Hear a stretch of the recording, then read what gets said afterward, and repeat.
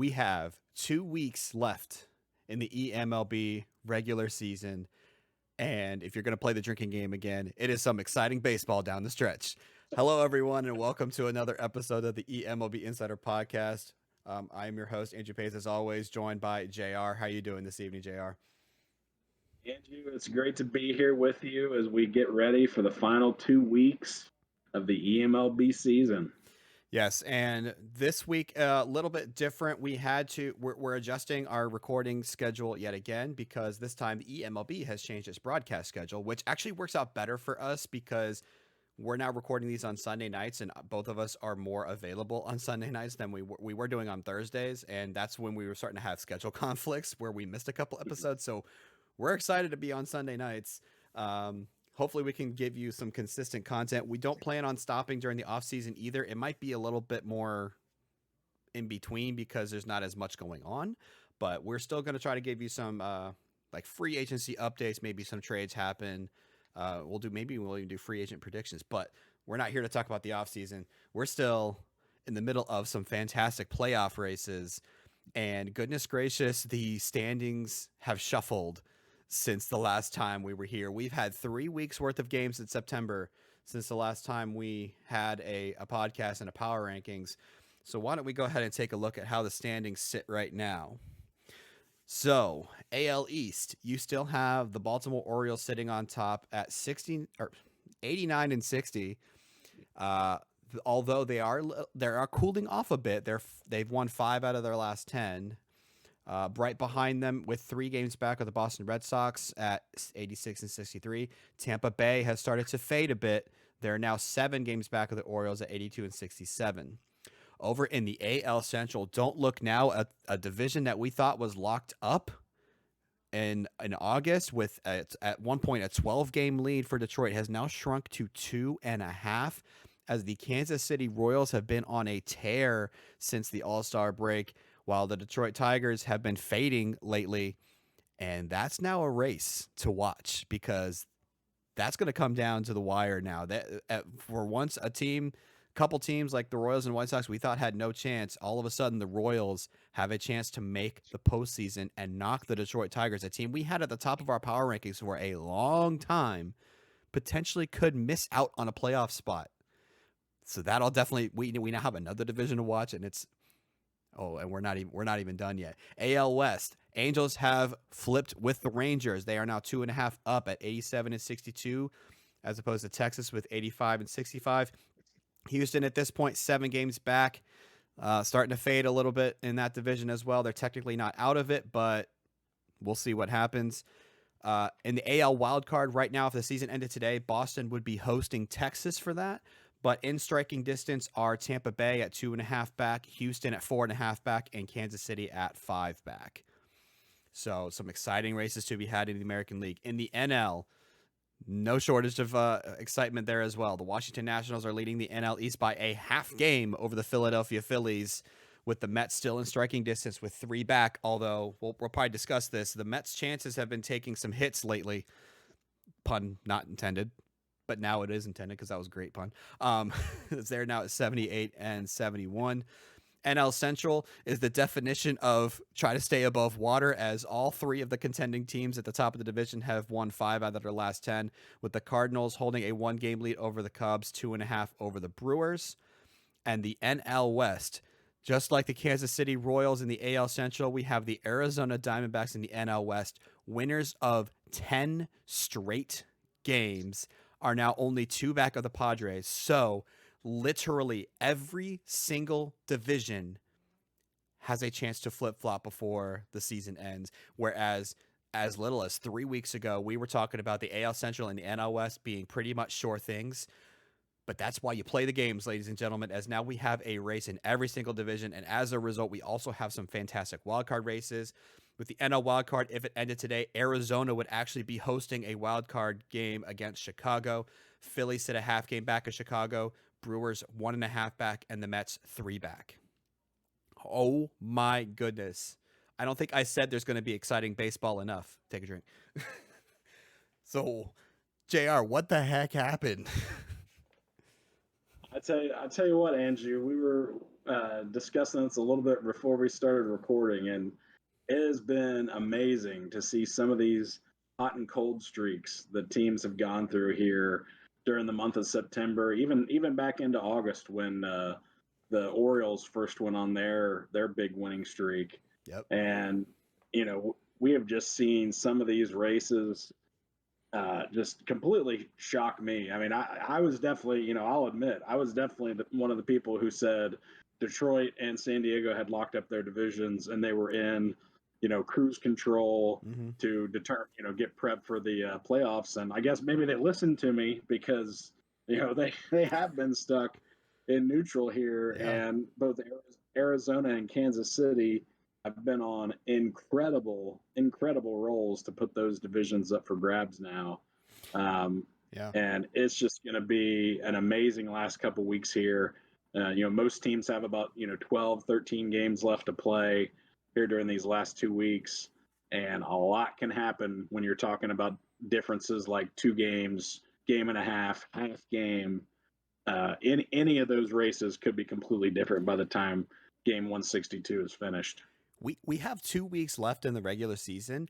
Every single division, the largest lead in a division is 3 games with Baltimore over Boston. That's the largest lead across the entire league. That's insane. That's crazy. With Yeah. and a couple weeks ago, I think around the last podcast we did, Aaron, the GM of the Diamondbacks, made a bold prediction. Said that Arizona was coming and that they were going to take a wild card spot. Well, now they have a chance to win the whole dang division. Talk about a bold prediction. They are now what Baltimore was a couple months ago. And they have won 10 straight. They have won 15 out of their 18 games in the month of September alone, while the Padres are struggling to stay around 500 for the month. So, what we thought we would do this podcast, we're going to take a little bit of a page out of Here's Why You're Wrong with their episode. They did a, JR, you don't know this because it hasn't gone live yet, but I'll give you a little bit of insight. They did a segment called Contenders or Pretenders, where they argued which teams in each division was actually a contender to not only make the playoffs, but also get to the World Series. So we're going to do that kind of the same as them, as we're going to talk about what we think is going to happen in terms of who makes the playoffs. But we're not going to be as argumentative as they are. That's their thing. We'll let them have that. But we're going to have a nice civil discussion about who we think are going to make the playoffs. We're going to go division by division, and we're going to talk about who we think is going to win each division and why. And then we'll do the wild card. And then, so we'll start with the AL, go through the wild card there, and then we'll flip over to the NL. So, first up, let's take a look at the AL East, because they're in the top position on my screen. So we've got technically 3 teams still in contention for the playoffs. Toronto, New York have already been eliminated. They're done. They can still play spoiler, but their season is over in terms of making the playoffs. Who do you think, JR, of the 3 teams wins the division? And of the 2 teams that don't, do you think they have a chance for a wild card? We won't get to the wild card prediction yet, but we can at least talk about their chances. So what do you think is going to happen here? You know, I have a hard time believing that Baltimore doesn't hang on to win the division there.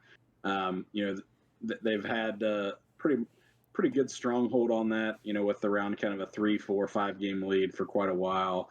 Boston has played well, but they haven't really gone on kind of that long stretch of being really hot to catch up to them. And Tampa Bay has really taken a step back. Now that being said, this next week starts off with 4 games between the Orioles and Red Sox. So it's kind of like at this point, it's Boston's biggest shot here. If they can win 3 out of 4 games, heck, if they could sweep all 4 games, then that puts them, right back in a different spot. But they really have to win 3 out of 4 games, I think, during this 4-game period to be able to have a good shot to win the division. So that being said, I think I still have to go with Baltimore to win it. I do think Boston is in a really good position for one of the 2 AL wild cards. So I think they're in a strong position there.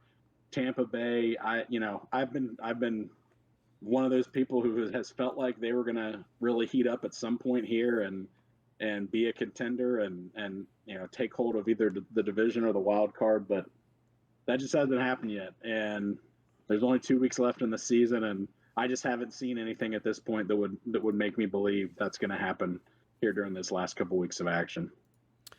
For the most part, I will agree with what you say. Baltimore, I do think is the best, is probably the most solid lock to win their division. They do have the biggest lead, albeit with it only being 3 games. But looking at their remaining schedule, they do, like you mentioned, they play Boston for 4. They do have to play 3 games against the surging Arizona Diamondbacks. I almost said Arizona Cardinals. Some must have football in the mind. But once they get past that, they end the season with 6 games against Toronto and the Yankees, who are both well under 500, already eliminated from playoff contention. So you'd think if Baltimore can get through the 7-game stretch between Boston and Arizona, come out at least 3-4, if not 4-3, they're probably in a great position to finish off the season with an easy schedule. So I do think Baltimore ends up winning that division. Boston, like you said, has a real good chance at the wild card spot. They are right now in the driver's seat for the wild card. They control their own destiny. Let's see their schedule. Obviously, they have the 4 at Baltimore. That's not going to be easy. They also play Tampa Bay, which is going to be a good series, and then they end with New York and Toronto as well. So they Red Sox basically flip flop the last 2 series with the Orioles and who they play. So Red Sox control their own fate in their division. They play their own division for the rest of the way. The Tampa Bay Rays have maybe a little bit tougher of a road. Not only are they more back than what they were than what they would like to be, they still have to play Boston, and they also are going to have to end the season in a series with Texas. That's not going to be an easy one. Other than that, they play the New York Yankees and the falling Chicago White Sox, which they could make those good series. I think Tampa Bay still has a good chance to make a run at the wild card. They didn't try to get my thoughts together. They played 7 games against Baltimore this month and have won 4 out of 7. So they're still playing some decent baseball. They're one of the teams that helped cool off the Orioles' hot streak, taking 2 out of 3 in the first series they played and then splitting a 4-game series 2-2. So they still have the talent to make it to the playoffs. It's just they've kind of put themselves behind the 8 ball with their performances against, like, New York. They won 2 out of 4. They should have taken more games there. Baltimore, you were maybe hoping to at least one more win out of that. They took care of business against Toronto this time around, but the first time they played in this month, they lost 2 out of 3. They had a chance to do some damage there.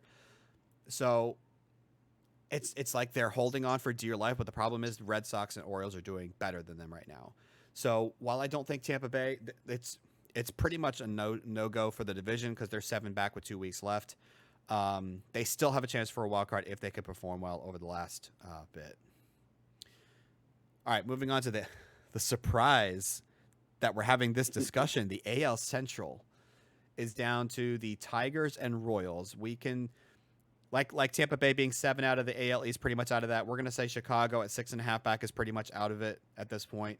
Actually, you know what? Why don't we go to the pennant chase screen here? That's so much. I should have been doing that from the beginning.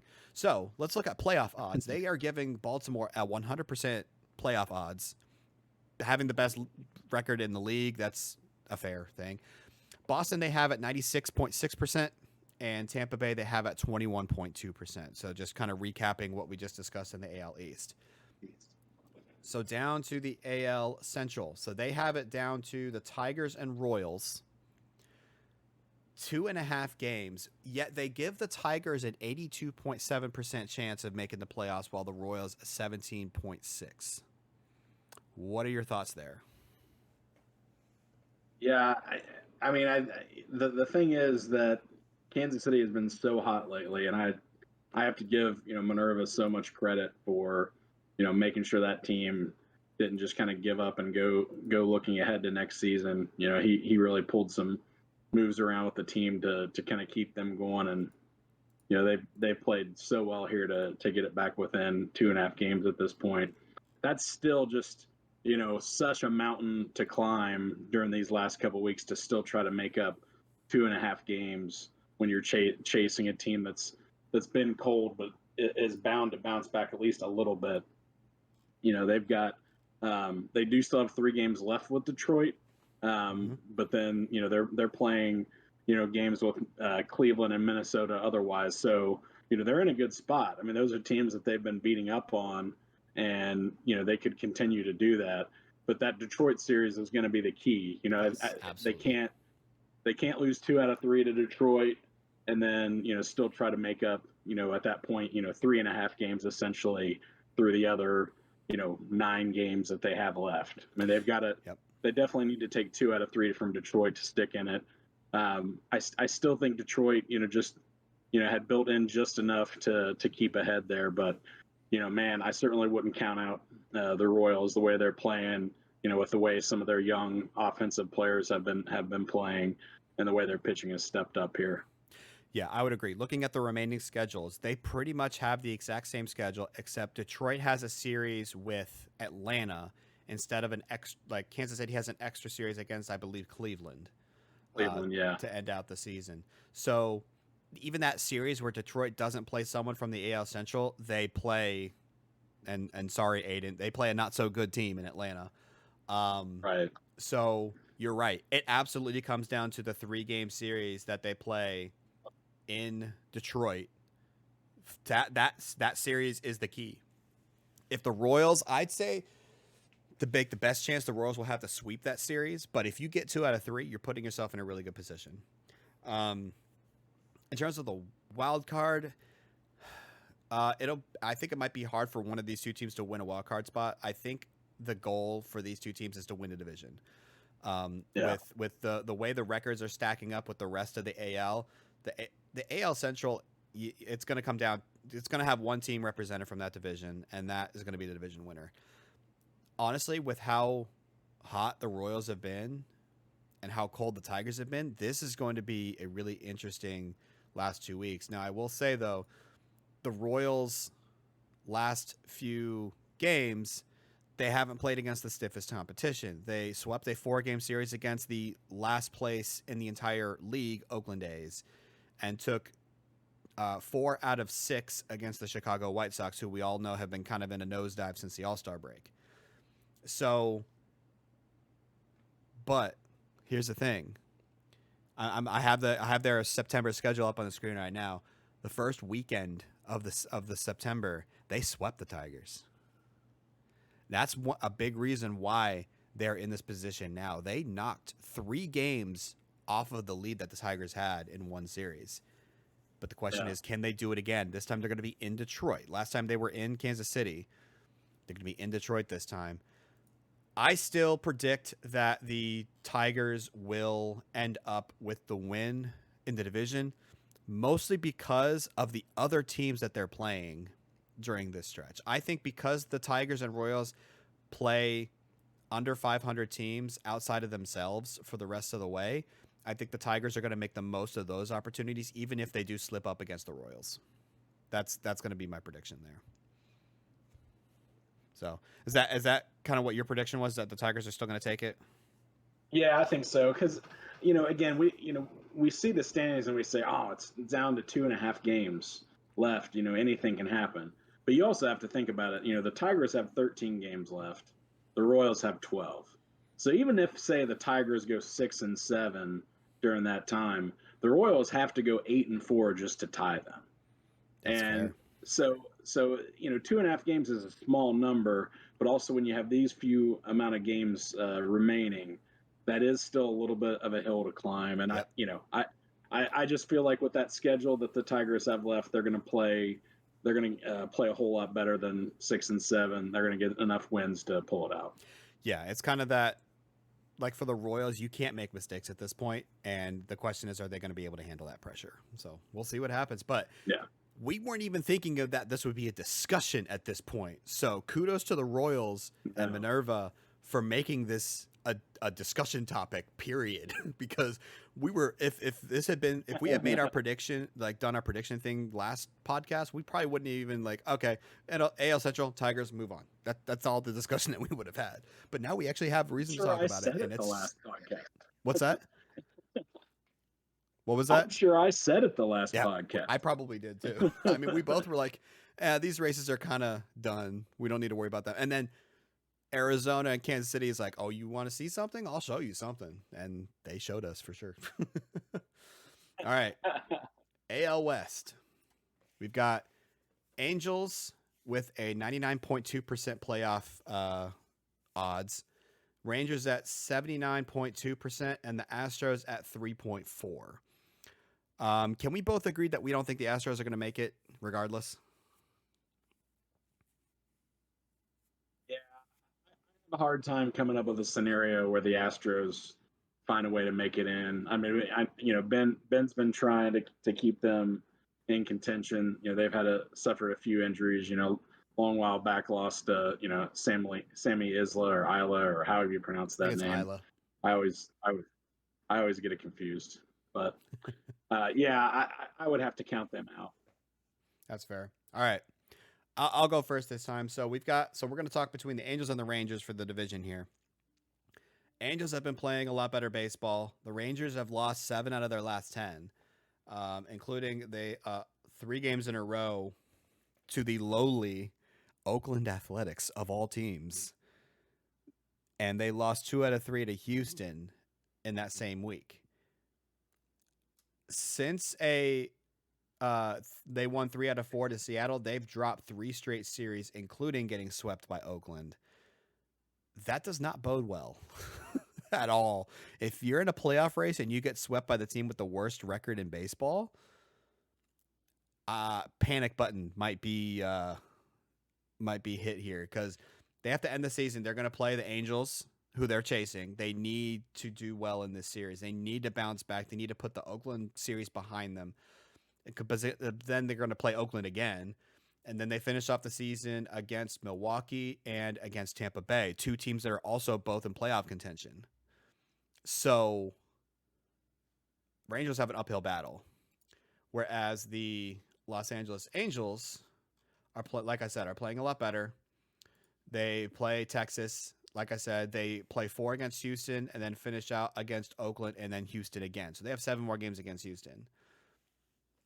Now, to be fair to the Angels, they just lost 3 out of 4 to Toronto. Like, what the heck is happening to these teams? Like, JR, you said at the beginning, like, it's amazing the hot and cold streaks that these teams are going on. The Angels swept Seattle and then followed that up with 3 straight losses to Toronto. Thank goodness they salvaged a win in Game 4. But, like, this race is so volatile that I'm still going to say that based on what's happening right now, the Angels are going to end up winning the division. They have a 2.5 game lead over the Rangers. I think they take care of business.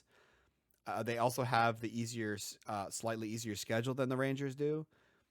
But you can see based on their recent performance that anything can happen at this point. So I may be saying that they're going to win the division, but I'm not 100% confident in that.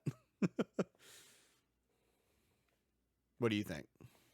Yeah, this is a tough one. This was a tough one for me, looking at the call too. I mean, all signs point right now to the Rangers not playing their best baseball, like you said. Some of that recent the recent performances just don't really add up. And the Angels themselves had been on a pretty long streak, and then ran into some issues. So they've been just all over 500 in September. For me, there's some kind of, and this is one of those gut feeling things. There's something I feel that Texas is going to rebound here and find a way to overtake them here at the very end. It's going to have to start with this first series. Yes, it's absolutely going to have to start with this first series here. They're going to have to.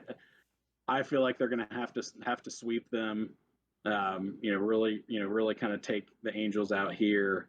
I have just a feeling that here at the end of the season, their last couple series against Milwaukee and Tampa Bay, maybe those teams by that point will have fallen back a little bit and kind of be out of their own races, and they'll find a way to get in. And I think Houston would relish kind of playing spoiler on the opposite end, with 6 games left against the Angels, or 7 games left actually against the Angels.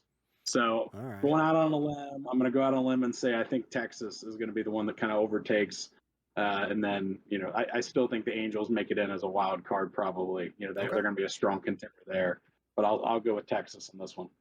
All right, so that's the first time that we diverge here, as we both have Baltimore and Detroit taking the East and Central respectively. But you're going to take the Rangers in the West. I'm taking the Angels. So that leaves us with the wild card, and boy, is it wild. We have 6 teams, all within 5 games of a wild card spot. No, 5 teams, not 6, 5 teams.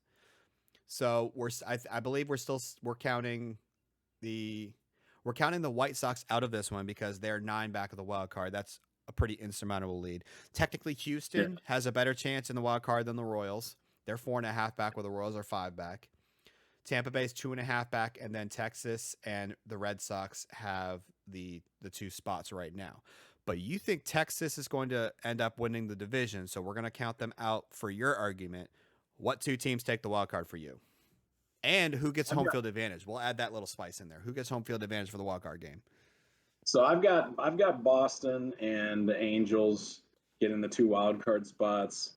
I think, probably I will go with Boston getting the home field advantage, just because I feel like, if I'm counting on LA falling out of the division, the top of the division there in the NL West, that means they're going to run into some trouble here, enough to where Boston can kind of make up. I think they're a game behind them right now in terms of record.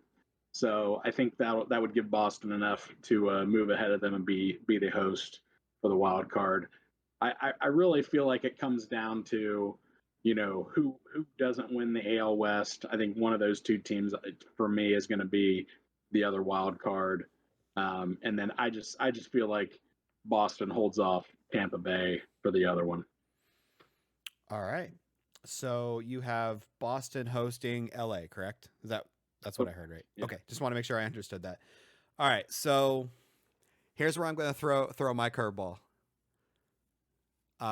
Because at this point you have to say that Boston and whoever doesn't win the AL West are the favorites to win the wild card. I'm looking at Tampa Bay's schedule. They have a tough schedule where they have to play Boston, Chicago, and Texas to end the season. I said that Los Angeles was going to take the division in the AL West, and I think the last wild card spot is going to come down to the last series of the season, and it's going to go between Tampa Bay and Texas. And I'm going to say that Tampa Bay does enough in that series against Texas because they're going to play head-to-head, and they're going to take the wild card spot. They're going to be away. I'm going to still say Boston be the home team like you are, but I'm going to say Tampa Bay takes advantage of their series against Texas and takes the wild card on the last series of the season. That's going to be my spicy prediction for the AL. I think Tampa Bay still had this is a team that was like a World Series potential favorite. I still think they have that talent, and they, as long as they take care of business against the really tough New York team, take at least 2 out of 3 against Boston, and then take 2 out of 3 against Chicago, they are setting themselves up to be in control of their destiny against Texas in the last series of the season. I think it's going to come down to that series. So I think the contenders in the American League are going to be very, very scared if Tampa Bay makes it into the playoffs. Absolutely. And because you just know they can flip the switch and turn it on at any point. And we're just waiting for that switch to hit. I think it hits right now. And I think last series, I'm going to go even further. I'm going to get more specific. I say going into the last series of the season, Texas is going to have a 1-game lead, 1 or 2 game lead over Tampa Bay. Tampa Bay is going to win the series. And if they are ahead by 2 and if they're ahead by 1 and they take 2 out of 3, that means we will get a game 163 for the wild card spot, doesn't it? Wouldn't that be great? A 3-game That would series be where Tampa Bay takes 2 out of 3, and then they have to play a 4th game to figure out who actually makes the playoffs. Wouldn't that be fantastic? That that would would be be some exciting baseball. exciting baseball. That's right. All right, so those are our predictions. We both have for the AL East and the AL Central, we have Baltimore, Detroit, with the Royals still having a chance to make us both look like fools. They have the chance. And then AL West, I've got Los Angeles, you've got Texas, and then the wild card, you've got Boston hosting LA, and I've got Boston hosting Tampa Bay. So we'll see. We'll find out next week how our predictions shook out. But let's jump over to the NL with the 2 divisions that you're like, is anyone going to do anything to take advantage of the play of the rest of the division in the NL East and the NL Central? And then we'll get to the story of the NL West in a minute. But we'll start with the NL East. We've got the Nationals, Phillies, and Mets all within 3 games of each other. Last time we recorded, the Phillies were in control. Now the Nationals are up by a half a game after winning 7 out of their last 10, while as the Phillies have dropped 4 out of their last 10.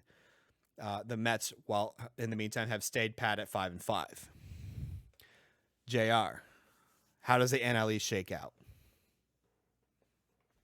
So, I mean, anybody who's been trying to make a prediction for the NL East all season long has been, just throwing darts at a wall because there's nothing that could have predicted this. I think they're setting a record for the most division lead changes in a single season for a single division. Yeah, it's just been wild. So, for me, any of the 3 teams winning would not surprise me. So, I don't make this pick with a whole ton of confidence. I do tend to lean toward the Nationals going ahead and winning it for a couple of reasons. One being their schedule the rest of the way. They've got 6 games left with the Marlins, 3 games left with the Pirates. Now they do have 4 games against the Diamondbacks, who, as we've talked about, are playing very, very well. They're the hottest team in baseball. Just go ahead and say it. Yeah, hottest team in baseball easily. But those other 9 games, they should be able to pile up some wins there. And also, the other key factor of the schedule remaining, the Phillies and Mets play 7 times against each other during this last 2 weeks. So unless one of those 2 teams completely dominates the other in those 7 games, which we haven't seen an indication that will happen, that's those 2 teams not really being able to gain much traction and beating up on each other.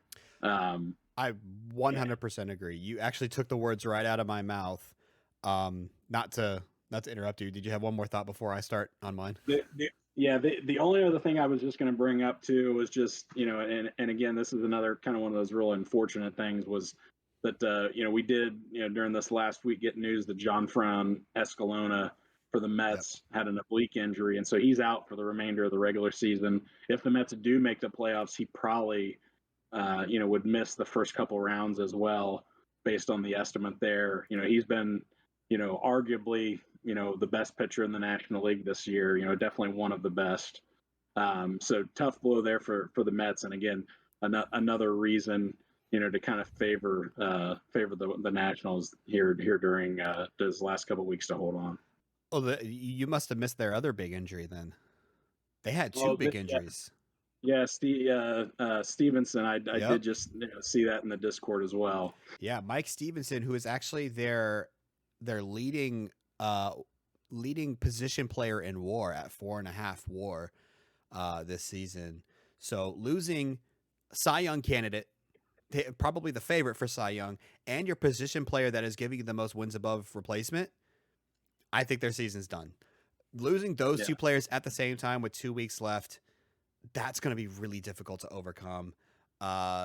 It's been a great run for the Mets. A lot of people did not pick them to be in contention this late in the season. A lot of people were picking them 3rd, 4th, maybe even 5th for a couple people.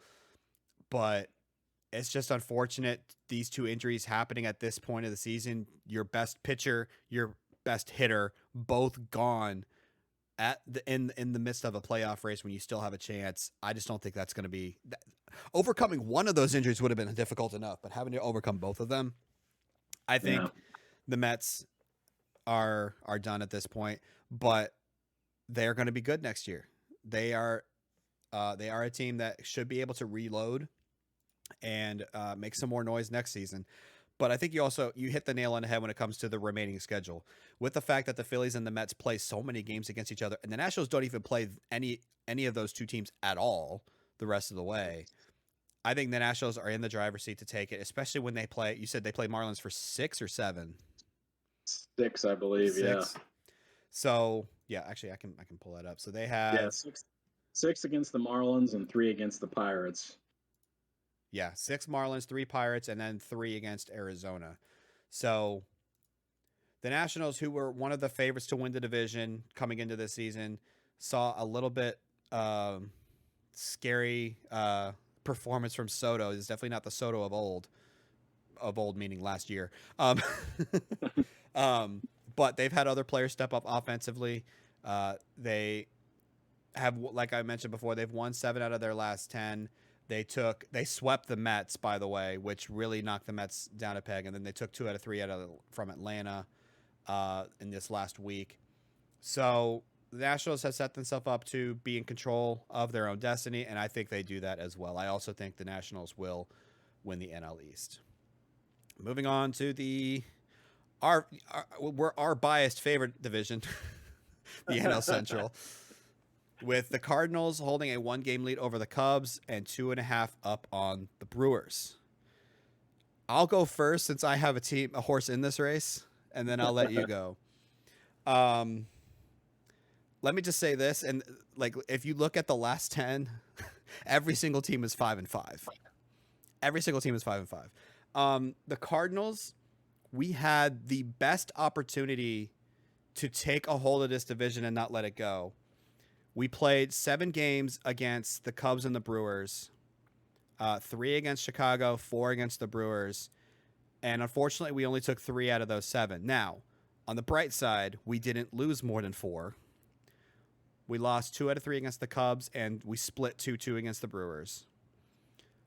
But the other two series that happened amongst that stretch of games, we took 6 out of 7. We swept 3 games against the Pirates and took 3 out of 4 against the Giants. And I apologize to the Giants. I essentially kind of knocked them out of contention for a wild card spot. I'm sorry. Watch out for the Giants, though. They're going to be good soon. They have a lot of young talent, not even just Jandy Ronson, but they have a lot of talent in San Francisco, so they're going to be good next year. But I digress. That's another discussion. I think because of the Cardinals' schedule the rest of the way, so we play 3 against Colorado, who are last place in the NL West. They've already been eliminated. And then we play 3 against Chicago, but then we followed up with games against the 2 people at the bottom of the NL Central in Cincinnati and Pittsburgh, who are definitely, I mean, if you people know JR and Cody long enough, they are not going to sit there and play dead.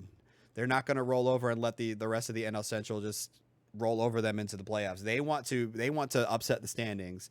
So I'm definitely not taking that for granted. But based on their record, they are the 2 lowest in the division, so the Cardinals have a better chance of winning those series.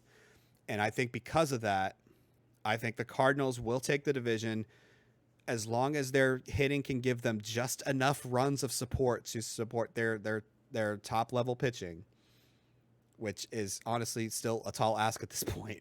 But I do think the Cardinals are able to pull this out, and there's a couple other reasons why.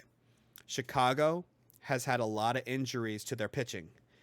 We saw that in the game of the night, Coffee with the Commish stream this morning. Like I said, we're recording this on Sunday night, where they had to bring up a rookie who had never pitched before in the major leagues, a 19-year-old pitcher, Steve Randolph. They had to bring him to the majors probably earlier than they wanted to because they lost, let's see, how many pitchers? They lost Alberto Sojo. They lost, they lost Justice Sheffield to a torn rotator cuff, out for a year. So he's probably going to miss all of next year too.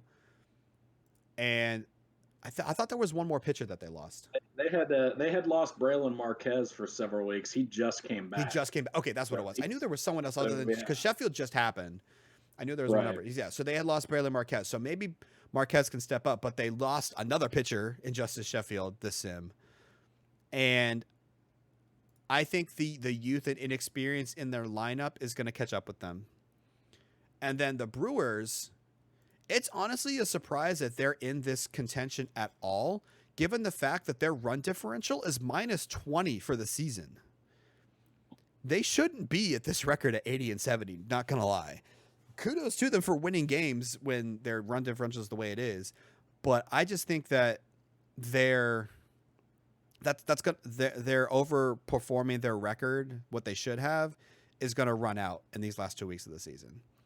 So for those reasons, that's why I say the Cardinals are going to win the division. Obviously, I'm biased, so I'm curious to see what you think. Yeah, I'm thinking along this much along the same lines as you are. I would have to give the Cardinals the edge here. Coming down the stretch to win this. I've said all along, that I believed in the talent on that Cardinals roster, and that was the the most talented roster there in the division, maybe even in the whole National League. So I see them likely being the ones to pull it out. The Cubs just for a while there after Danny Smith came up, and they had a lot of those young players rocking and rolling. I mean, they looked like they were ready to really take and shoot for the moon here in this second half, and really be a dangerous squad to get into the postseason. I think both of us were really high on them, not long after the All-Star break, but they just have really been stuck in neutral. And I mean, they finished August, I think, maybe 13 and 14, maybe right below 500. Mm-hmm. And they've been, playing similar. I mean, maybe even a little bit worse here in September. So, like you said, I don't know if it's the playoff pressure getting to that young squad combined with the injuries to the pitching staff, but I just the way they've played, I just don't see them being able to respond and go back and overtake the Cardinals for that spot. I mean, they very well could. Again, this is another division that's been all over the place, so it's not like it would be shocking in the least, really, for any of the three teams to win it. But especially with the Brewers, I think we kind of realized that I think they kind of reached their ceiling. You joke about players kind of eventually getting to the numbers on the back of their baseball card, and I think we're seeing the Brewers kind of I mean you take a look at that roster. I mean that's probably a 500 team at best with the roster that they have right now. So I think they're kind of reverting back to their talent level at this point. And, it's only 2.5 games. Again, I get it, but they would also have to jump the Cubs to get to that division spot, and I just don't see them having the stamina, having the power to do that. So I'd still lean Cardinals here and call the division for them. Yeah, and we're looking at the playoff odds here. They give the Cardinals at 81.2%, the Cubs 62.8%, and the Brewers 29.8%. But one thing I want to point out to the viewers right now is we were talking about the Brewers and their -20 run differential. They're playing way above where they should be. The expected win-loss is actually on the screen right now. I know you're not looking at it, JR. So they're currently sitting at 80 and 70. Do you have any guess what their expected win-loss is at this point, based on their -20 run differential? Probably something like 74 and 76. Oh, you almost had it. 73 and 77. You were one game off. Wow, that's impressive. And, ladies and gentlemen, he is not looking at the screen. I only have the screen up for me. He can't see what I'm looking at. So it's just a total wild guess. That was impressive. So yeah, you mentioned the Brewers should be around a 500 team. The expected win-loss is actually 4 games below 500. So it's impressive that the Brewers are in this spot. I just don't think it'll hold up for them to make the playoffs. Also, before we move on to the NL West, I have to address Aiden. Again, JR hasn't seen the episode yet. I've seen parts of the episode because I edit it. Aiden called the Cardinals the biggest pretenders in baseball. Wow. He called the Cardinals the biggest pretenders in baseball. And I just have one thing to say. If we had a league average offense, we would have the best record in baseball. That's my counterpoint. Because our offense has been so bad that's why we're in the position that we're in. If our offense was just league average, we would be the best team in baseball because our pitching staff is the best in baseball. And I'm talking starters and bullpen combined. Now, the Orioles probably have the best starting rotation, but I think the Cardinals have the best pitching staff in baseball. You have four. Well, coming actually, I need to double check this because coming into this sim, the Cardinals had 4 relievers under 2 ERA, and that is still the case. Actually, they have 4 relievers. They're 4 relievers that are under a 1.83 ERA on the season. So, I think the Cardinals had the best staff in baseball. If their offense was just average, we would have no problem making the playoffs. That's all I'm saying. That's my count. Well, and if you really want to get Aiden going, we could talk about how much higher you would choose Jeremy Frank in the Rookie of the Year voting over Antonio Alvarez. Well, at this point, Frank has kind of slipped a little bit over the past couple starts, so I don't have as much of solid ground to stand on. It might be Herbeck's award to lose at this point from the Cubs. Oh yeah, it's definitely his award. Yeah. Yeah. So I mean, yeah, I can still make the argument that Frank deserves it over Escalona, but Frank has, thanks to your Reds, Frank has slipped a little bit. Although I will say I am going to be one of the biggest rooters of the Reds over these last 2 weeks because they play Chicago 6 times. So I'm rooting for the Reds. And we love to beat up on the Cubbies in Cincinnati. Don't worry. Let's do it. Let's do it. I would love to see that. All right. So, Aiden, I want to see your rebuttal next time. I want to see your rebuttal. Actually, the next time is going to be when the season's over, so we'll know who's right and who's wrong. I will let you know, JR, that they actually had 3 people on this time. All 3 of them picked the Cubs to win the division. A couple of them even picked the Cubs to go to the World Series. Wow. So, none of them picked the Cardinals to win the division. So I've got a chip on my shoulder now. So that'll be fun to see. And I will be releasing their episode before this one. So anyway, no spoilers. I'm not giving away any spoilers. All right, NL West. The other division that we did not think we were going to be talking about. Where Arizona on fire in the desert Diamondbacks. I'm showing their schedule right now. They have won 10 straight. They actually have lost a series this month, which is surprising. They lost 2 out of 3 to the Dodgers early this month. But overall, they have only lost 3 out of their 18 games in the entire month of September, including 1, 2, 3, 4 series swept out of the 6 series that they've played. Holy crap. And here's a little bit of insider information for you.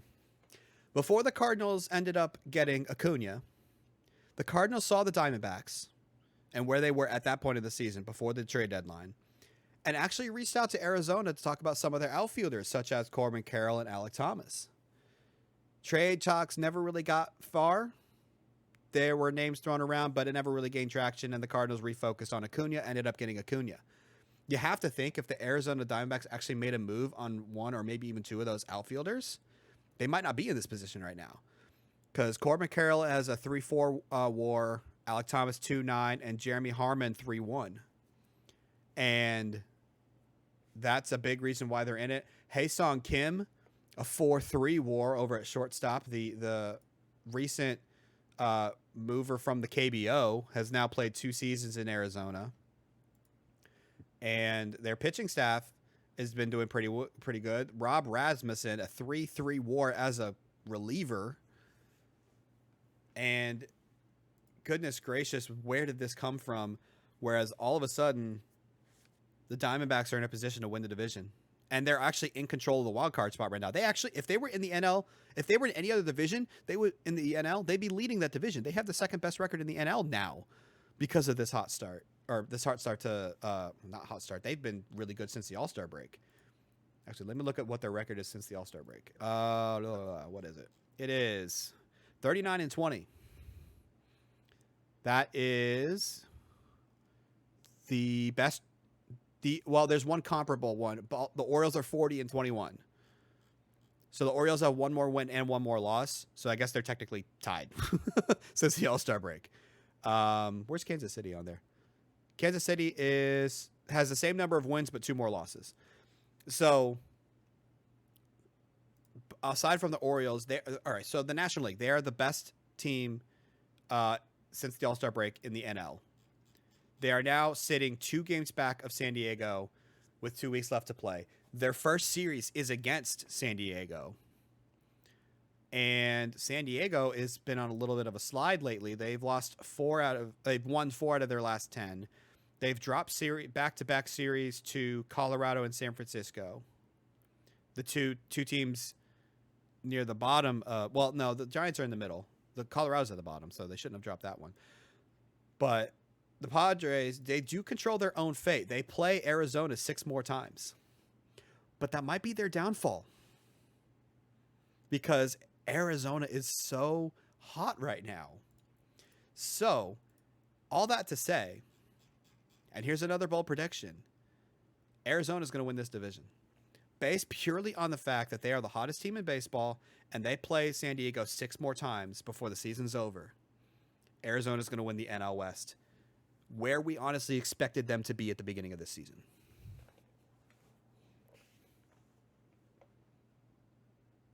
Are you even going to say anything else? Are you just agreeing? I'm still a little bit blown away by what has happened with Arizona here in the second half. You know, everything in me wants to pick them with the momentum that they have going on. I mean, you talked all about, the guys performing well. If you look at that starting rotation, Hayden Mullins has been incredible, really, over his last 10 starts. The team has won 9 out of his last 10 starts. He's 6-1 in those starts. He's striking out, a ton more guys, than innings pitched. And he's pitched really well there in that rotation, along with, Trevor Bauer and DePaula and that crew. I mean, that's really carried them along with the outfielders. Because really, if you look, Aaron Cross has pretty, good numbers, but nothing, crazy or outlandish. It's not like, he's gone on some big tear to carry them, at a superstar level here during this stretch. Yeah, I believe most of his WAR is coming from his stellar defensive play as opposed to his offensive play. Right, yeah. So, everything in me wants to pick them, and ultimately, I do think they win the division. I think this furious comeback of theirs does get completed. The only hesitation that I have, and the biggest reason for me to think they could stumble, is they do have the toughest road ahead during these last 2 weeks of any contender out there. That is true. So, I on the screen right now, we've got the pennant chase graphic up where we see the remaining schedule for Arizona. Not only do they have the toughest winning percentage of their opponents, they only have 3 games left at home. They play 10 out of their last 13 games away from Arizona. And now, to be fair, those 3 games are one of the series against the Padres. But you play away at the Padres, away at Baltimore, away at Washington for the next 9 games. No, 10 games, because they play 4 against Washington. Next 10 games, they're all away, all against division-leading teams right now. San Diego, Baltimore, Washington are all leading their division right now. So, yeah, that's a very valid point. But while we're both picking Arizona to pull this out, I think it's because, and you can correct me if I'm wrong, I'm going to assume that this is what you're thinking. You're thinking that because they play the Padres 6 times, that's going to be enough to get them over the top. I think so. I mean, just the way they've been playing, I think they're going to be able to make enough hay in those 6 games to kind of make up for any shortcomings that may come out of the other 7. It's not really of any fault of San Diego. I mean, San Diego hasn't been playing, really poorly. I mean, it's not as if they've been playing terrible. I mean, I think they have gotten into a bit of a rut. They've had a couple injuries of their own that have kind of slowed them down. And apparently their GM's already on vacation or whatever. I don't know. Yeah, I don't know what that's about. We're in the most exciting time of the year, and he's out on a beach somewhere. I mean, I don't. Who does that? But all that being said, I think both of these teams make the postseason. So I mean, they have the two best records in the NL. That's kind of yeah. that So makes sense. I think they're both making the playoffs, but man, it sure is a whole lot different if you're winning the division and getting to go right to the NLDS versus having to have a 1-game playoff to determine your postseason fate. That's true. That's true. So they're definitely going to be fighting that out. We both are picking Arizona. So far, we've kind of picked the same teams. We both picked Washington, we both picked St. Louis, and we both picked Arizona to win the divisions. So will we differ on the wild card? I think we both agree though that San Diego is going to take one of the wild card spots. Yeah. All right. So I'm going to go ahead and say I think they're going to be the home team as well. Is that what you're going to say as well? Yeah, I just don't see either in any of the other teams contending for that other wild card spot being able to overtake the whoever loses out on the in the West. All right. So who's your second team that's going to go to San Diego in the wild card game? So I'm going with the Phillies here. Ooh. I'm going with the Phillies for a couple of reasons. One, again, we talked about part of the reason we feel like the Nationals could win the NL East is because the Mets and Phillies are playing each other and could beat each other up. At the same time, because of the injuries we talked about with the Mets, I think that could give, the Phillies a chance to pile up some wins there. And their other games besides those Mets games are against the White Sox and the Braves. So, they have an opportunity to pile up some wins there. Again, I kind of count out the Mets at this point based on the injuries and just I feel like maybe they've run out of steam. So, which again, kudos to the Mets for making it this far. Absolutely, This is the worst timing in the world to have those injuries. Yeah. I think they're going to be definitely a team to watch again, next season. Absolutely. And then really for much of the same reason, I feel like the Cardinals end up pulling out the Central. I just, Brewers, I just don't see them having the legs to finish off and get into a wild card spot. And I just don't feel comfortable banking on the Cubs at this point, that young team. I just don't feel comfortable with the way they've played here these last couple months of the season, down the stretch here. Seeing them, find a way to get in the wild card. So I'm going Phillies taking that second wild card spot. All right, so that's where we diverge in the NL. I'm taking my rivals, the Cubs. I'm taking the Cubs here. Honestly, mostly for the fact that I think their remaining schedule is a little bit easier to bear than the Phillies' remaining schedule. Because regardless of losing the players that they did, the Mets are still a good team. And the Cubs, I mean, they play the Cardinals for one series, but then they play your Reds and the Pirates for the rest of the games. So I do think Chicago will eke out the second wild card spot and head to San Diego for those reasons. Again, for the Brewers, I think their wins above expected is just going to run out on them. I just don't think they can keep up. And then, like we mentioned, the Mets is just too hard to overcome those injuries. I do think they make it difficult for the Phillies. So that's why I think the Phillies are it's either going to be they just miss out or the Cubs and the Phillies are playing a game 163. I think that's what it's going to come down to. I think it's going to be extremely close. I don't think any team is going to grab anything and run away with it across any division. But I do think that the Cubs will get the second wild card spot. They will make the playoffs a year or two ahead of what anyone expected them to do, and they will head to San Diego. So recapping the NL, we both have Nationals in the East, Cardinals in the Central, Diamondbacks in the West, and then San Diego hosting. Cubs for me, Phillies for you. So tune in next week to see where all of our predictions ended up and who's going to have the bragging rights. Now we don't diverge on much, but we diverged on enough where we're gonna see who comes out on top. So we diverged in the AL West, the AL wild card, and the NL wild card is where we diverged. So we'll see what happens there. But it's gonna be, say it with me, some exciting baseball. I mean, to have 2 weeks left in the regular season, every single division race is within 3 games at the most. I don't think you've ever seen that in baseball before. And it just goes to show how great the GMs are at putting together contending teams to have not one team jump so far ahead of everyone else this late in the season. We had stretches where there were very large leads, like with Detroit in the AL Central, San Diego in the NL West. Cardinals in the NL Central to start the season had a huge lead, but none of them are here anymore.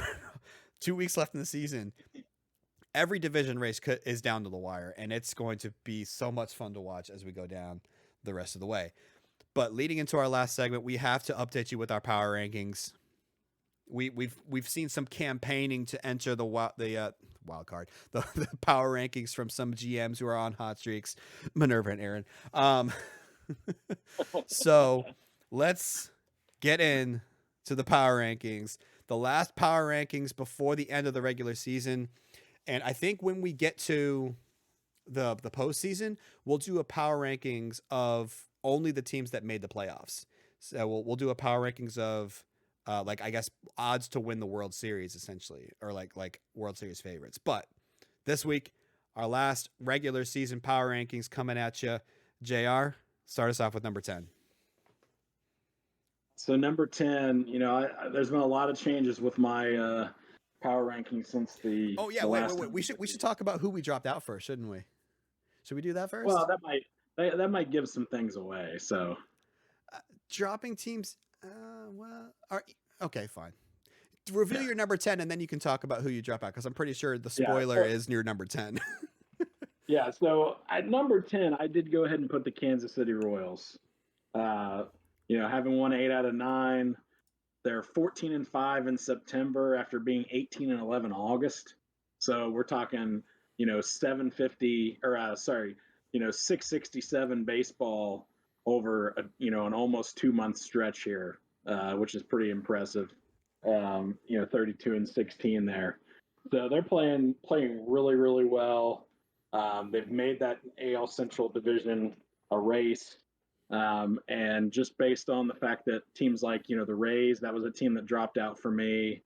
Teams like, the Phillies and the Cubs and the Mets and so forth. The way they've been playing, with the records being fairly similar, I just went with the hot hand and put the Royals at number 10. So Minerva's going to hate me because Minerva's been cheering for their I-70 rivals all season. And I've honestly been cheering for them. I had them just missing the power rankings. Next sim, or by the end of the season, I could be proven wrong, but I have Tampa Bay at number 10. I debated so hard on whether or not to put Kansas City in. But as you mentioned, you left Tampa Bay out. Would you say they were your number 11 team? Oh, yeah. It was definitely between Kansas City and Tampa Bay for me. It was a tough call, but I went with the hot hand. Yeah, and that is absolutely fair. I went with Tampa Bay because I still think they have good baseball in them. Like I mentioned earlier, they've won more games than they've lost to Baltimore this month, who was at one point until Arizona started on their streak. Baltimore was the hottest team in baseball. Tampa Bay had a hand in cooling them down. So they definitely have the talent still there. But they definitely could have won more games that they've lost. I mean, for the month of September, they're not doing bad. They're at 500 for September. They just could have been doing a little bit better, which is why I've dropped them down to number 10. But I still think at this point, they still have a better chance. I mean, obviously they have a better chance in the wild card than the Royals because they have a better record. But I still think that the Rays are just on the cusp of finally unleashing the talent that we know that they have as being perennial playoff teams. And it's honestly, it's like 10A and 10B for me with Tampa Bay and Kansas City. I debated a long time about this, but essentially I did end up putting the Rays at number 10 with the Royals just barely missing out. I'm sorry, Minerva. You guys know me. I'm a very numbers and logic minded person. I just couldn't go with the sentimentality of how hot the Royals were. I still got to go by the numbers. And I think the Rays just edge out the Royals in that department. So number 9 for me, I've got the Washington Nationals. They were unranked for me last time, but they've done enough to get into the top spot here, or top 10, not top spot. They're not the top spot by a long shot, but they've won 7 out of their last 10. They are now ahead in the division. They swept the Mets while they were on their downturn, and I think they're setting themselves. They control their own destiny now in the NL East, and as we stated earlier, we both think that the Nationals will end up taking the division. Their record is still not the best. I mean, technically they have a worse record than the Rays, but the Rays are third in their division while the Nationals are first. So that's why I have the Nationals above the Rays there. But they are the only NL East team on my list. So I don't know how much that's saying as they're being a division leader, but they are still in my top 10 for me. They are number 9. Yeah, and that's who I've got at number 9 too. You know, the Nats, they've won 7 out of the last 10. You know, they recently swept the Mets to kind of, you know, really kind of put them back a little bit. You know, I don't think we still have quite seen, you know, the Juan Soto we've expected. You know, you made a reference to that earlier. So, you know, his MVP reign is going to come to an end, but the person who's going to end it is a teammate of his, Jose Anthony. I mean, that's fair. I mean, to me, he's the odds-on favorite for the MVP this year. So, you know, well, there's someone in San Diego named Tatis that might have an argument. Yeah. I mean, I think it's going to come down to those two. But so you know, he's made up for it. Mark Diggs has made up for it. You know, on the offensive side, and so yeah, I think Nationals back in the top 10, and looking to make yet another appearance in the postseason. One thing I just noticed though is we both mentioned that they swept the Mets. Not only did they sweep the Mets, they scored more than 10 runs in every game. Their offense is tremendous. I've said this. I think I've said this a couple times. They are the polar opposites of the Cardinals, where they have to rely on their offense to win the games, where the Cardinals have to rely on their pitching to win the games. And you see that exemplified in the Mets series: 13-9, 11-8, and 10-4. And they also have a terrible bullpen, whereas the Cardinals, who, again, if we move ahead, Cardinals in my 8 spot have the best bullpen in the entire league. Oh, you jumped up to number 8. Yep. Oh, sorry, did I? No. I bumped ahead. You were right on schedule. You're good. Okay. so you know, again, you know, the Nationals, the bullpen has struggled a ton, whereas Cardinals have really relied on their bullpen to carry them along with their starting staff. And, you know, that's seemingly what we see in the postseason is teams that have a strong bullpen. You know, that seems to really play a role once we get to playoff baseball. Absolutely. And both of us feel like the Cardinals are going to be in the playoffs. Both of us feel like they're going to win the division. And I still think there's enough offense there to, you know, carry them a decent way and make them a formidable team. So I've got them back in the rankings at number 8. All right. I appreciate you putting me back in. We'll get to the Cardinals. I'll talk about my team when we get to them, but I don't have them at number 8. I actually have the Tigers at number 8 in a free fall, dropping 6 spots. I had them at number 2 when we did this last, which was 3 weeks of baseball ago. And their dramatic fall is the reason why we're talking about the Royals right now. Not to discredit anything that the Royals have done, because they've had to win in order to get into this position. But if the Tigers were just maintaining and staying at like 500 baseball, they wouldn't be in this position right now. But over this month, they've lost every single one of their series. 2 out of 3 to the White Sox, swept against Kansas City, 2 out of 3 to the White Sox again, 2 out of 3 to Baltimore. They split a 4-game series in Minnesota and lost 2 out of 3 at Cleveland. 6-13 in September. Yeah. That is not good baseball. And it's that coupled with the streak of the Royals that we are talking about this as a division race again. And I had no doubt in my mind that Detroit needed to fall this far, because this is not good baseball. This is bad baseball. I mean, you're playing teams that are low, like 3rd, 4th, and 5th in your division, and you've lost 3 series to them and split another to the White Sox, the Twins, and the Indians. Those are teams you need to be beating. Now, losing 2 out of 3 to Baltimore, that's fine, because Baltimore's a fantastic team. But losing as many games as you have against the bottom of your division, there's no wonder they're in this spot and they're scared for their lives right now. Yeah. All right. And then we'll go back to my team. Number 7, I've got the Cardinals. So I have them up 1, and it was mostly because of how bad Detroit is playing, more so than how good the Cardinals are playing, because the Cardinals aren't really playing fantastic. But we're doing enough where we gained the lead in the Central again. We had a 5-game winning streak in the middle of the month where we swept the Pirates and took the first 2 against Milwaukee. Unfortunately, we lost the last 2 against Milwaukee. But you're look here. We'll do that stark contrast thing where we're talking about how the Nationals swept the Mets, scoring 10 runs or more every game. The last 3 games of the Milwaukee series, 4-3, 3-4, 1-3. And then Chicago series, 3-2, 1-2, 4-5. It's like, if only we were league average. But regardless, the Cardinals have a record this month of above 500 at 11-9, which is already better than what they did in August. In August, we had a record below 500. So we are playing better baseball now than we were in August. But if we're going to take this division, we need to play a little bit better.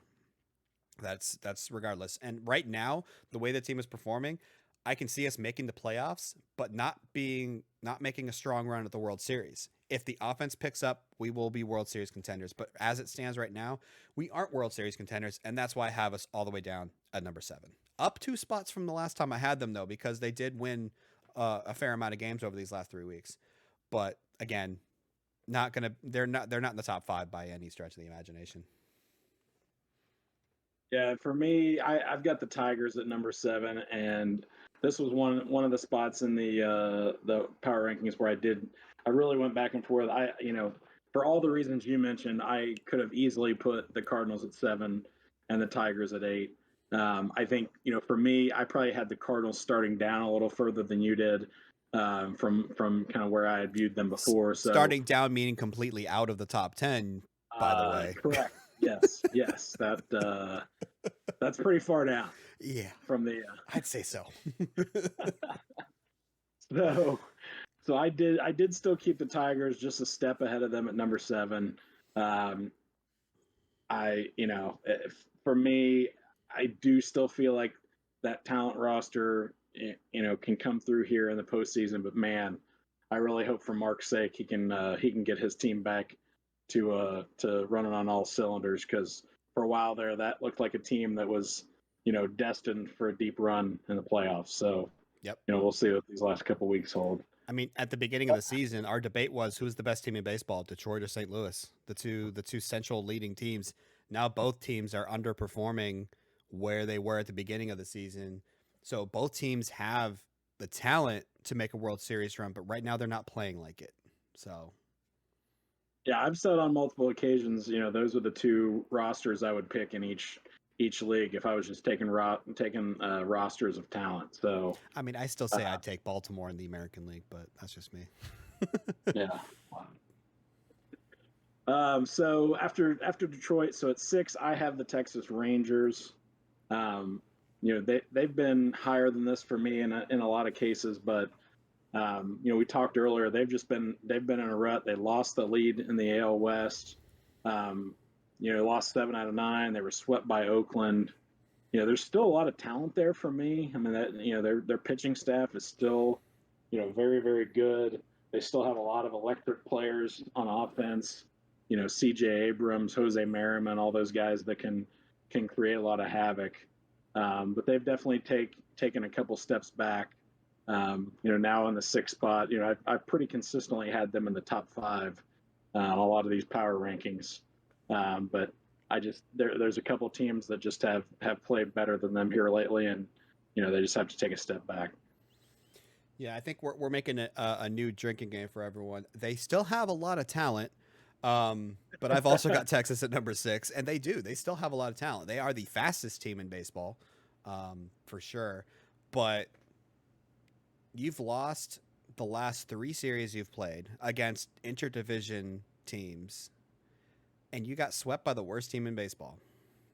That does not bode well.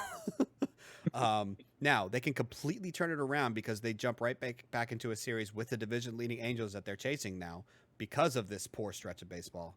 Um, but you can't discount the fact that this is probably the team that's of the playoff contending team. You can argue that they're the coldest team right now. Outside of Detroit, it's either them or Detroit. Actually, maybe Detroit is still colder than Texas, but those are the two coldest teams in playoff contention right now. And that's why I also have them dropping out of my top 5 to number 6 to all the points that you made. They still have the talent. They could turn this around, but it's not looking good right now. So they're still in the driver's spot for a wild card spot. They hold that second spot right now, and they just can't slip up. Especially like I mentioned earlier, if they get to that last series against Tampa Bay and there's Tampa Bay still within striking distance, I mean, all Tampa Bay has to do is stay within 3 games of Texas, and they still have a chance. They could sweep that last series, send it to a 163, and at that time, the Rangers are going to have to win a game after losing 3 straight. That would be hard to do. So, I mean, they got to turn it around quick because losing 3 straight against Oakland doesn't bode well. But for me, for number 5, moving into the top 5, I've got the San Diego Padres, who actually haven't moved on my power rankings. They stayed at number 5. They were number 5 for me last time. But number 5 for me this time, and it's mostly because they've kind of just held serve. They haven't done anything great. They haven't done anything poor. They've lost their past 2 series, though, against San Francisco and Colorado, which is a little bit scary when you see how hot the Diamondbacks are. The Diamondbacks are right on their tails, and like how they're playing right now in the month of September, they're actually under 500 at 9-10.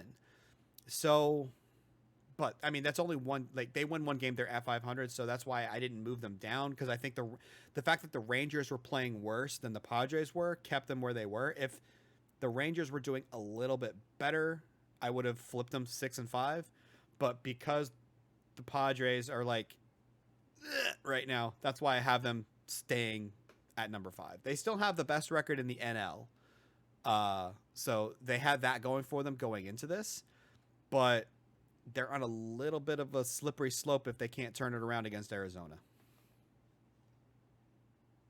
Yeah, for me, I've got Arizona at number 5. Went back and forth a little bit here on kind of how to put some of these teams here in this 4, 5, 6 slot. We've talked about the Diamondbacks, being the hottest team in baseball. This is their first appearance in a while on my power rankings, just because a lot of those times we were doing the power rankings was when they were still 8, 9 games back in that NL West, and we were thinking that they weren't really somebody that was going to be much of a contender. Spoiler: we were planning on doing an episode in between, and JR did have the Diamondbacks at number 10 on that list, and I had them at just missing a number 11. But then they went and won 7 straight games in this sim, and just made it a no-brainer to put them in the top 10. Right. Yeah. So, technically they could have debuted, last week maybe at number 10, but anyway, Aaron Silence has done a tremendous job with that team, getting them back there, and they're on fire. So I've got them at number 5, just behind the Padres, who I have at number 4. Again, the Padres have been a little bit stuck in neutral, but and I was very, very tempted to put Arizona in that number 4 slot ahead of San Diego. Ultimately, I just decided, with them still having a 2-game edge, still having the best record in the National League, that they still deserve to be at just a slot ahead there at number 4. You referenced Fernando Tatis Jr. earlier. He's had a career year. He would, again, if not for Jose Anthony, he would be the runaway winner of the MVP, and he may very well still win it. But it'll be a little bit of a decision between those two. But he's been incredible. It's ultimately going to be interesting to see if San Diego is going to really miss out on Unichem here down the stretch, if that's going to play a role. Having lost lost that center fielder earlier in the year due to injury. So that's a star player that they could have in the lineup if not. But that's where I've got the Padres there slotted in at number 4. And this is where Minerva is going to get more mad at me because I said one of the main reasons I kept the Rays in the top 10 and the Royals out is because the Rays had a better record. Whereas now I'm putting the Diamondbacks above the Padres, and the Diamondbacks don't have a better record than the Padres. But it's a combined factor of how great Arizona's playing right now and their record at 15-3 for the month, and the Padres at under 500 for the month, where I like when you look at that, if you take out the records, you would say Arizona is winning the West right now, just based on where we are without the records the way they are. And that is honestly the main reason why I put Arizona at number 4 is because, and both of us said this earlier, we both think Arizona is going to win the division at this point, but they still have to overcome 2 games with 2 weeks left in the season. But that's how confident we are in the way Arizona is playing right now, that we still think Arizona takes the division despite the fact that they're 2 games back right now. So Padres are definitely scared right now with their slight decline coupled with the amazing incline of the Arizona performance. That's why I've got Arizona at number 4, San Diego at number 5. Again, Minerva, I'm sorry. Please don't kill me. Please don't roast me. I know you've been supporting me all season, and I appreciate it.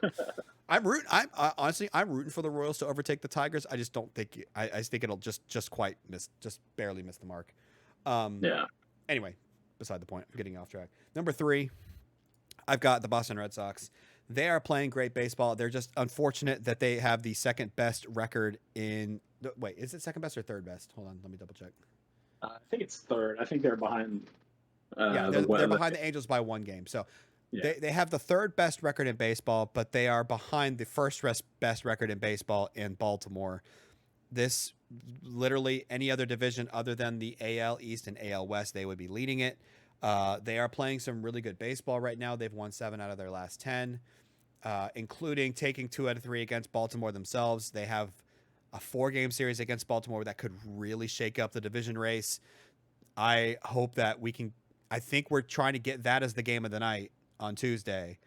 So I really hope the Boston GM, Special Dwarf in the Discord, I think that's his name in the Discord, is able to do so. He's still checking on it. But if that's the game of the night, you got to come out to that stream. Tuesday night, we're now on a Tuesday, Thursday, Sunday schedule. If it's Baltimore-Boston, you need to come out because that is a key series in the playoff race for the AL East. Might even have wild card implications if one team stumbles in that series heavily. But regardless, Boston, third best record in baseball, number 3 in my power rankings. It makes sense. Yeah, it makes total sense. That's where I've got the Red Sox at number 3 also, for a lot of the reasons you discussed. I mean, I feel like I've probably said this on just about every podcast, but the Red Sox were a team that started out hot, and we all kept wondering how long they were going to be able to sustain playing well as a surprise team. Guess what? They sustained it all season long. So, there you go. Pooey on those of us who may have been doubters, but Billy has done a great job with that team. I dare say he's my vote for GM of the year. Putting that team together. Again, trying to address issues that they had, trading for Noah Syndergaard and Mike Kennedy. Those moves, I don't know how great those moves have necessarily panned out, but he identified needs that the team had and went out and tried to address them. Absolutely. I've got the Red Sox at 3. Shout out Mookie Betts, got his 2000th hit during this sim, so congrats, Mookie. But yeah, I got the Red Sox at 3 also. Before we move to number 2, I want to. You mentioned that GM of the Red Sox could be your GM of the year. Do you think Minerva could have some say in that for GM of the year? A team that we never thought, even at the beginning of the season, we never thought that they would be a playoff content team, and all of a sudden here they are. Yeah, absolutely. Especially again, we've talked about before, but missing out on Jorge Barboza. Going down. Oh man, imagine if they still had him. Oh. I mean, you're talking about a guy who I believe at the end of the month of May was the Rookie of the Month and the Pitcher of the Month for May. I mean, correct. He could very well be pulling off for the Royals what Jeremy Frank has done for you as a rookie who is also a Cy Young contender. I mean, yeah, So that, Frank's kind of fallen off as we mentioned, but yeah. hey, So yeah, 3.01 ERA is still pretty good. those two will definitely be strong contenders there for GM of the year for sure. All right, sounds good. All right, Um, number 2, go for it. Number 2 for me, I do have the LA Angels at number 2 with that second best record in the entire league. They've overtaken the Rangers as we discussed earlier in that AL West. Um, that team has really overcome some things. I mean, they had Mike Trout that was out for a while. Shohei Ohtani and Jacob DeGrom have been, iffy in the starting rotation.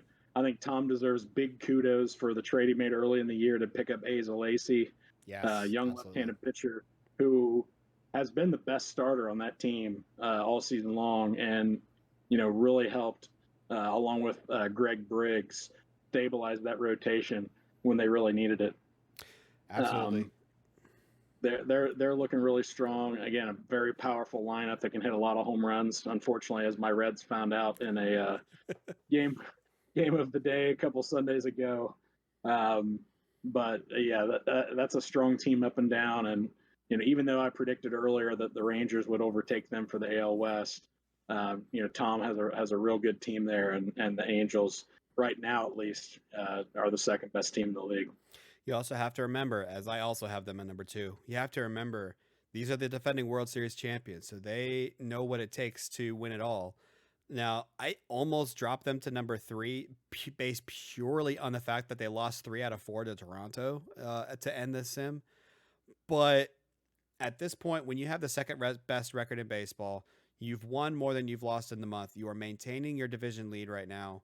I still gave them the number 2 spot. So you, they've shown some cracks at times, including this series against Toronto. They also got swept earlier this month by Seattle, but they also then bounced back to sweep Seattle later.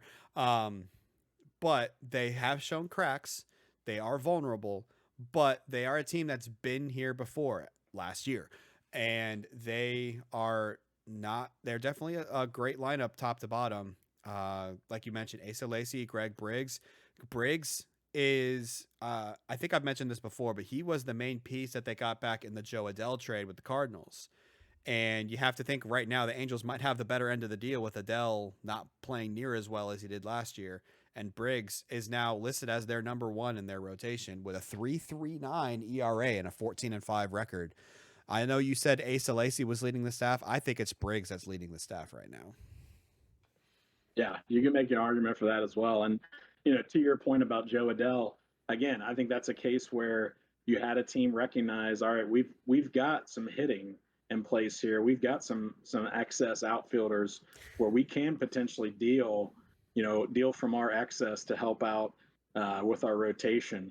Yep. And they were able to turn Joe Adell in and still be able to somewhat replace his production with some other guys while getting a good young starting pitcher in Briggs. Well, I mean, along with other pieces, obviously, but that's just another example where you got to be a little bit ahead of the curve. See what depth you have and be able to use that to your advantage. I mean, when you have a center fielder named Mike Trout, you can trade away another center fielder. To be fair, Adell was playing right field at the time. The Cardinals just moved him to center because that's where they had the hole in their outfield at the time. But yeah, when you have Mike Trout in center, Shohei Ohtani in right, and Brandon Marsh in left, each of them 33, and 24 home runs on the season, I think you can afford to move someone like Adell. Right. All right. Is it any surprise who number 1 is?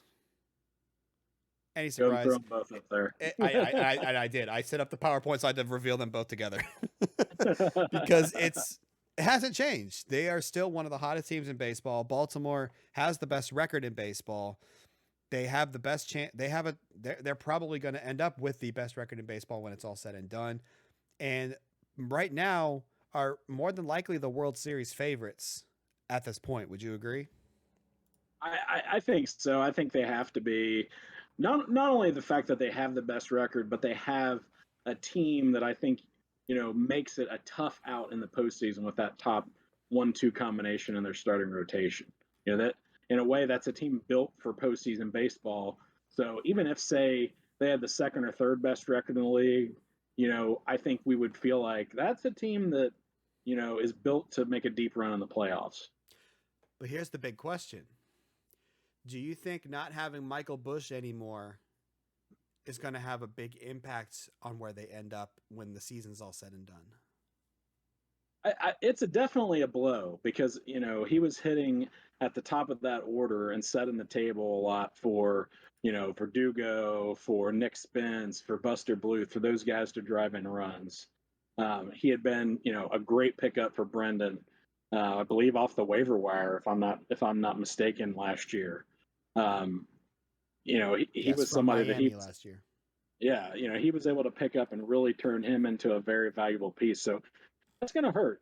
No question about it. You can't lose a guy of that caliber and not have that affect your team.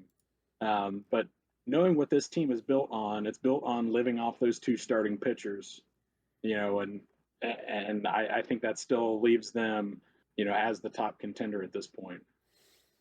Yeah, I would say so. And they replaced him at the top of the lineup with Khalil Lee, who is the fourth best on their team in terms of on base percentage for the season so far. So, I mean, we've admired the on base percentage prowess of the Verdugo Bush combination at 1 and 2, but the other people on their team, such as Nick Spence and Khalil Lee, are not slouches themselves. Now, they aren't first in the AL in on base percentage. I actually don't know who's number 1. I see them listed as number 2 right now, but they still have that one of the top offenses in the AL, combined with the 1-2 punch of Jim Reed and Ethan Knight in the rotation, followed up by Connor Siebold, who is doing pretty well as well. Not only that, and Zach Lothar, a name you don't hear very much, is quietly gone. Was it 11-4 with a 3.11 ERA this season? And when you can have your role players like Lothar doing this well, that speaks to why the Orioles are in the position that they are with the best record in baseball. And yeah, I think they are the World Series favorites right now. Even if they do stumble down the stretch and end up with not the best record in baseball, I think they're set up for a deep playoff run and could potentially be our World Series champions at the end of the year. So right now they are number 1 in both of our power rankings. And you look down the power rankings, we kind of noted this before we started recording that we kind of had the same thought process throughout the entire power rankings. Our 1, 2, and 3 is the same. We flipped our 4 and 5. Our 6 is the same. We flipped 7 and 8. Our 9 is the same. And we flipped 10 and 11 because both of us had, like, we have Tampa Bay and Kansas City there. We both said that they were our 11s respectively. So we're on the same page here. Are you all on the same page? Comment on this video. Comment in the Discord what you think about our power rankings. I know Minerva's going to give me an earful for not putting them in the top 10. Hopefully Aaron helps counter that with me putting them at number 4. We'll see. But I mean, if you guys want to see some exciting baseball, you need to come to the games of the night this week. We are trying to highlight games that are in the playoff race. Tuesday, it's a strong possibility of the Orioles and the Red Sox, the two teams in front of the AL East. And Thursday, I was looking to see if I could do the Cardinals Cubs series because that's going to be one of the Thursday series. But I'm actually going to be at the IRL Cardinals game, so I won't be able to do that. Also, we just had Cardinals Cubs this morning on the game of the day, so I don't want to take up too much airtime. But let's see if we could preview some of the games that might be happening this week. So I'm going to look at the overall schedule. I don't know if you have your OOTP up, maybe you can look at it as well. Let's see. That's Monday, Tuesday, Wednesday, Thursday. Here we go.